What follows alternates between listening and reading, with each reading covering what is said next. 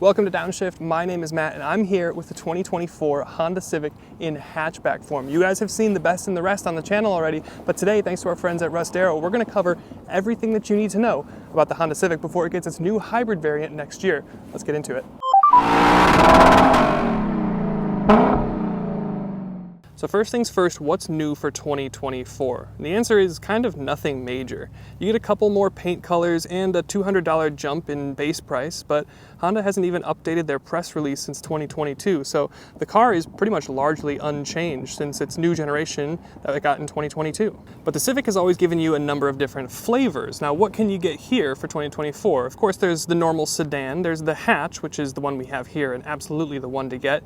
You can get the mid-performance grade SI, which I haven't driven yet, but I would like to. Or you can go all the way up to the Halo Type R, which I have driven and is an absolute riot. But then what's under the hood? Well, you actually have a choice of two different engines. This is the base engine you're going to get here. It's the 2-liter naturally aspirated 4-cylinder. You're going to get that on the lower to mid trims. It's good for 158 horsepower. You can either get it in a manual or a CVT. We've got the CVT today, but the manual is quite good. If you want more power, you can upgrade to the 1.5 turbo 4-cylinder. That's going to get you 180 horsepower and 177 pound-feet. And again, you can either get it in a manual or a CVT. You love to see the transmission options here. So what does that mean in terms of performance? Well, we're seeing 0 to 60 in about the mid 7-second range, which is not slow. It's like whole seconds faster to 60 than a VW Tiguan. Of course, that doesn't really compete here, but it's good to know. Of course, the Civic is only front-wheel drive, and there's no limited slip differential up front. That's for the zippier versions of the Civic. And in terms of fuel economy, this is good for 28 mpg in the city and 37 on the highway, and people have reported even better highway than that. But it'll be interesting to see what we get from the new hybrid next year. But then talking about some of the styling, now obviously the big changes came for the new generation in 2022, but for this year you get a couple new colors. You've now got 8 color options for your sport touring. That's the top trim. But interestingly, the debut for this 11th gen car only came with about 3 different colors. But up front you get cool LED running lights, you get this kind of honeycomb grille, which is really nice and kind of aggressive looking, and down below, you don't have them here, but you would see right there is where you would have your LED fog lights for your sport touring trim. Your wheels on this sport trim are 18 inches and they're gloss black finished, which looks spectacular with this sonic gray paint. Beautiful spec here. But it's a pretty simple profile overall. You can see you've got kind of a sloped roof back with almost an interesting kink design back here. Black mirrors and black window treatments, of course. And around back you have the crab grab style lights. It looks like it goes all the way across, but you can kind of see it's broken here on either side. And then the middle doesn't light up at night with the runner, but it functions as a third brake light. You've also got a rear windshield wiper, which is great to see. You've got some badging, and then some, I don't know, maybe faux exhaust with kind of a more aggressive diffuser, very fitting of the Sport. But then we get to my favorite part of the car, and it is the hatch, because it is absolutely massive. Paulo and I joke constantly, and you'll know this if you watched our Best and the Rest video, but we constantly compare the Civic hatch trunk capacity to like a bunch of SUVs and crossovers because it is just so big. Even despite the sloping roofline, you're good for 25 cubic feet of space with the rear seats up. You've also got the world's most ingenious privacy cover. Kind of works in tandem with this guy. But it works really, really well. You've got a nice Civic designation here. It doesn't fold from the back, but these can also function as grocery bag hangers. So you can fold the seats 60-40. Realizing now that you're not seeing anything that I'm talking about. But when you fold the seat 60-40, then you have 48 cubic feet of cargo space, which is just incredible. Way bigger than any Corolla. But then moving up to the rear seats. Now I've got the seats positioned basically where I would sit at 6'1", and I'm gonna jump in here. Again, keep in mind, I'm 6'1". Look at the knee room that I have. You saw how big the trunk was. You'd think that would eat into rear seat space, but I have loads of space in front of my knees. I also have reasonable headroom at 6'1". A lot of torso. You don't get any climate vents back here. I believe you can on some higher trims. You also don't get a map pocket back here. You can on some trims. No chargers, you can get it on some trims. And also weirdly no center armrest that folds down to give you cup holders. Again, I believe you can get that on your sport touring trim. But as far as space and just general comfort goes, it's really great, even for 6-footers. And then in terms of your front seats, this is the sport trim, so you don't have the nicest, ritziest stuff, but even still, you've got the black cloth with some gray detailing down the center stripe, and you even have some synthetic leather detailing here with some stitching. So it's still pretty nice. If you want to go up to the higher trims, you can get heated seats. You're not going to get cooled no matter how much you spend. You're also not going to get memory positions, but they are generally very comfortable. You're also not going to get a heated steering wheel no matter how much money you spend.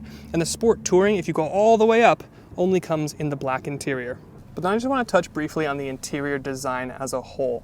It is a great, simple, modern look. I love the full width honeycomb dash. It reminds me a lot of like an Audi RS5. I also think it's kind of funny that the vent toggles are kind of like nipple shaped.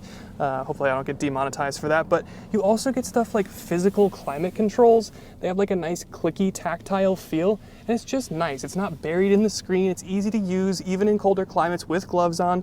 You're not going to get a sunroof here, but you can get one on your Sport Touring, but you're not going to get a panoramic roof unless you go up to the Acura. But generally speaking, I really love the clean design and a lot of the materials, and some of the stuff here, like the center console not being gloss black, it's just thoughtful. People are going to sit here, they've got greasy fingers, it just happens, so make it something like this.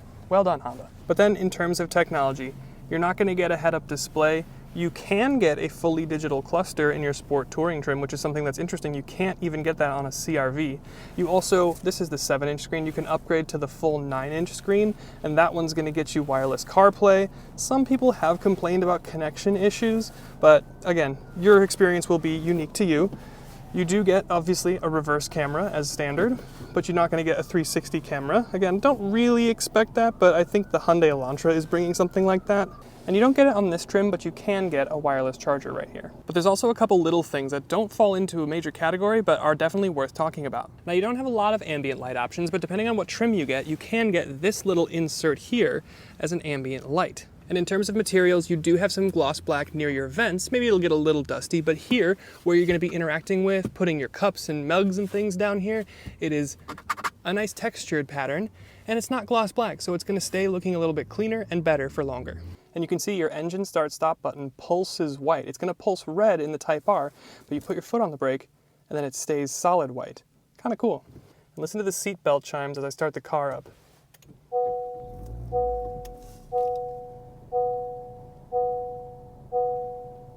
So it's not as bad as Mazda, but still not great. And most cars come with a host of chargers. Here, you just get this USB-A. You have to go up in trim to get a wireless charger. And then you also don't get any chargers here in your center bin. You also don't get any chargers in your rear seats. So it's a little interesting that you only get one charger for the whole car. Plus, of course, the 12-volt. And before we go for a drive, we're gonna talk price. Now, a Civic sedan starts at $25,045. If you wanna go up to the hatch, it's gonna be $1,000 more at $26,045. And if you wanna go all the way up to the top Sport Touring trim, that's gonna run you $32,545. But, like I've been saying this whole time, this thing is a joy to drive, so let's get behind the wheel and see just how much it is. Okay, in the sport mode, in the Civic hatch, sport mode for the Sport. Yes, no LSD, foot hard down now. Oh yes. Ooh, okay. It's not fast. It sounds okay though. Not great, but you know, pretty decent. I think if I'm honest, this looks more sporty than it feels. But the other side of that coin is the fact that it's really comfortable. And obviously straight line speed is not this thing's friend, but you've got the multi-link suspension. This thing's only about 3,000 pounds-ish. So once you get it in a corner, once you start like actually playing with it, it's fun to hustle it around. I'm not saying it's gonna be a Type R or a GTI or anything like that, but it's just a fun car. And I think that's what Honda does really, really well. Even in their big 3-row Pilot that we were in earlier this week, it's like they have the dynamics and the mechanicals down really well, like almost to a Mazda degree. It's just the engines fit the cars, the dynamics fit the personality of the car without having to spend insane amounts of money. Everything is a whole bunch of money now, except for, you know, some of these Hondas. So to have some of this driving personality and character without having to spend so much money is really welcome. It's really cool. I like that. We'll dive into this corner here. Left-hander, on the brakes, turn in, excellent response. You can power into it. I mean, great, great. I don't know, I just like it.